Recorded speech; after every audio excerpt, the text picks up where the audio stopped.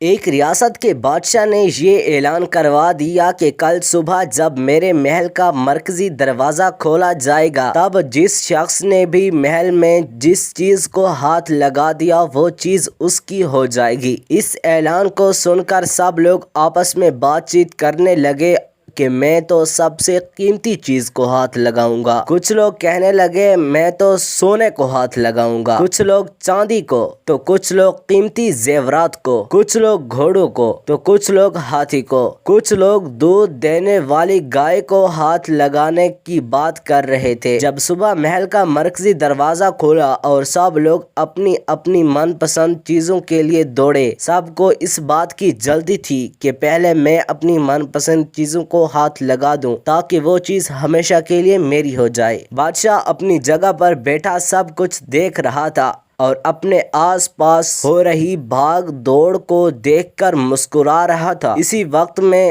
اس بھیڑ میں سے ایک شخص بادشاہ کی طرف بڑھنے لگا اور آہستہ آہستہ چلتا ہوا بادشاہ کے پاس پہنچ کر اس نے بادشاہ کو چھو لیا۔ بادشاہ کو ہاتھ لگاتے ہی بادشاہ اس کا ہو گیا اور بادشاہ کی ہر چیز بھی اس کی ہو گئی۔ جس طرح بادشاہ نے ان لوگوں کو موقع دیا ان لوگوں نے غلطیاں کی، ٹھیک اسی طرح ساری دنیا کا مالک بھی ہم سب کو ہر روز موقع دیتا ہے، لیکن افسوس ہم عقل کے اندھے لوگ ہیں، ہر روز غلطیاں کرتے ہیں۔ ہم اللہ کو حاصل کرنے کی بجائے اللہ کی بنائی ہوئی دنیا کی چیزوں کی آرزو کرتے ہیں، لیکن کبھی بھی ہم لوگ اس بات پر غور نہیں کرتے کہ کیوں نہ دنیا کے بنانے والے مالک کو پا لیا جائے۔ اگر مالک ہمارا ہو گیا تو اس کی بنائی ہوئی ہر چیز ہماری ہو جائے گی۔